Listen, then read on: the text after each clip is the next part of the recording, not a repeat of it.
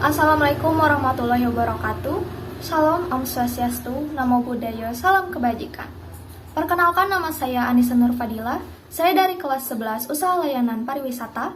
Saya di sini akan menceritakan sebuah kasus pembunuhan yang ada di Indonesia pada tahun 90-an. Saat itu sangat viral. Ya, kasus ini bernama Robot Gedek, sang legenda psikopat yang menggegerkan rakyat Indonesia. Ada yang tahu nggak kasusnya Robot Gedek? Kayaknya nggak ada yang tahu ya. Yaudah, jadi saya akan menceritakan kasus ini. Nah, tindakan pembunuhan dan sodomi adalah kejahatan yang tidak main-main bagi semua orang. Ada salah satu sosok psikopat legenda yang pernah viral di Indonesia dan menggemparkan seluruh jagat Indonesia karena tindakan kejamnya. Orang tersebut bernama Robot Gedek atau Siswanto, pria kelahiran tahun 1963. Robot Gedek menjadi orang yang sangat viral dan menghebohkan seluruh Indonesia pada tahun 90-an karena aksi gila dan kejamnya. Nah, pada tahun 1997, masyarakat Indonesia dipenuhi rasa parno karena adanya kasus pembunuhan berantai yang mengincar anak di bawah umur. Para polisi saat itu panik mencari sang pelaku dan masyarakat Indonesia dipenuhi rasa was-was akibat maraknya kasus pembunuhan berantai. Nah, para anak di bawah umur umumnya dijadikan objek pelampiasan nafsu bejat sang pelaku. Tidak hanya itu, bocah-bocah ini juga ia bunuh dan tubuh-tubuh mungilnya mereka ia mutilasi. Itu benar-benar sangat gila ya teman-teman. Nah, pada tahun 1994 hingga 1996, setidaknya ditemukan 8 anak jalanan di Jakarta yang menjadi korban pembunuhan. 4 mayat ditemukan di kawasan eks Bandara Kemayoran di Jakarta Pusat. Setengahnya lagi ditemukan di kawasan Pondok Kopi, Jakarta Timur. Nah, polisi sempat kewalahan saat mengusut kasus ini karena sangat sulit untuk terungkap. Sampai akhirnya ditemukanlah korban keempat.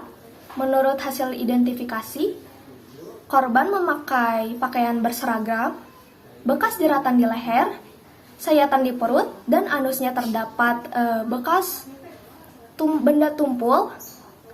Nah, setelah diselidiki lagi, polisi menyadari pelaku adalah orang yang sudah dikenal oleh para korbannya.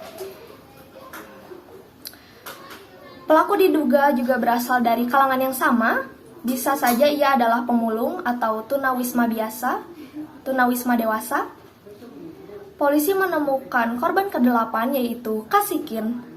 Salah satu pemulung yang ditangkap bernama Beb alias Baikuni. Kasikin sedang bersama Robot Gedek, pemulung yang mendiami gubuk di kawasan Senen. Polisi saat itu melacak Robot Gedek, tapi ia sudah meninggalkan gubuknya. Mulanya polisi sangat ragu bahwa Robot Gedek bukanlah sang pelaku karena saat diidentifikasi secara fisik, Robot Gedek dianggap tidak seperti seorang pembunuh.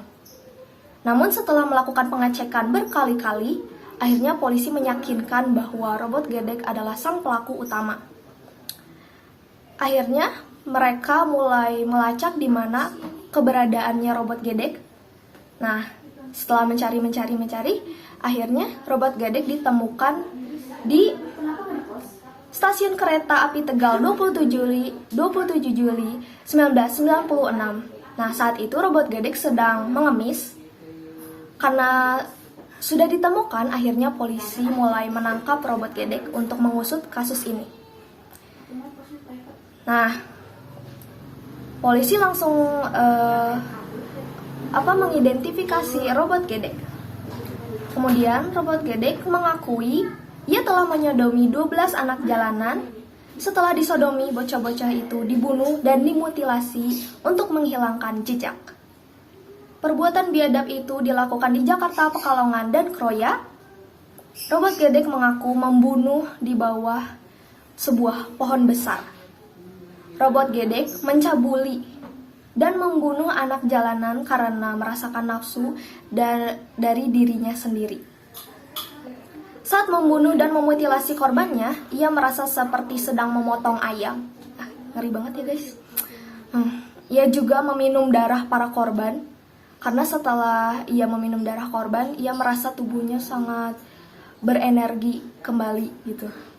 Nah, setelah itu, wis pokoknya lega aja, kata sang robot gedek. Terus kepengen lagi katanya. Robot gedek divonis, maksudnya robot gedek kemudian divonis hukuman mati, lalu kemudian dieksekusi. Mendengar hukuman itu, hati robot gedek pun akhirnya bergetar dan ia mengatakan, "Saya takut mati," ucapnya. Hampir 10 tahun robot gedek menunggu waktu eksekusi mati. Saat teman satu selnya mengabarkan eksekusi matinya sebentar lagi, robot gedek langsung mengalami serangan jantung pada 25 Maret tahun 2007. Ia sempat dirawat di klinik LP Batu karena kondisinya semakin kesini kian memburuk. Akhirnya robot gedek dirujuk ke rumah sakit umum daerah Cilacap. Nah, saat dirawat di rumah sakit tersebut, pada pukul 13.45 akhirnya robot gedek dinyatakan sudah meninggal. Nah, keesokan harinya jenazahnya dikuburkan oleh keluarganya di tempat pemakaman umum Desa Beji, Kecamatan Tulis Batang, Jawa Tengah. Nah, jadi itu dia kasus dari robot gedek, pria bernama Siswanto, pria kelahiran tahun 1963, yang menjadi legenda sang pembunuh di Indonesia yang menggemparkan pada saat itu, pada tahun 90-an. Jadi robot gedek melakukan hal tersebut juga mungkin ada suatu alasan. Kalau saya baca-baca nih ya dari sumber internet, robot gedek melakukan hal itu karena waktu kecil dia juga sempat dilecehin. Katanya nih dari sumbernya nih, dari sumber internet, saya lupa namanya apa. Pokoknya pasti ada alasannya kenapa dia ngelakuin hal bejat dan gila kayak gitu.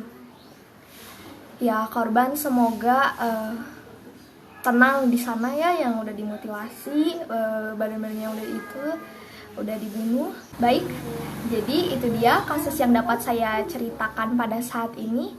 Ya, semoga tidak ada lagi ya yang namanya kasus pembunuhan, apalagi kasus pembunuhan berantai, bahkan pencabulan. Ya emang sih pada saat ini emang masih banyak kasus kayak gitu ya. Jadi kita hati-hati saja dan menjaga diri kita sebaik mungkin. Nah, jadi itu saja yang dapat saya sampaikan. Bila ada kesalahan kata, mohon dimaafkan.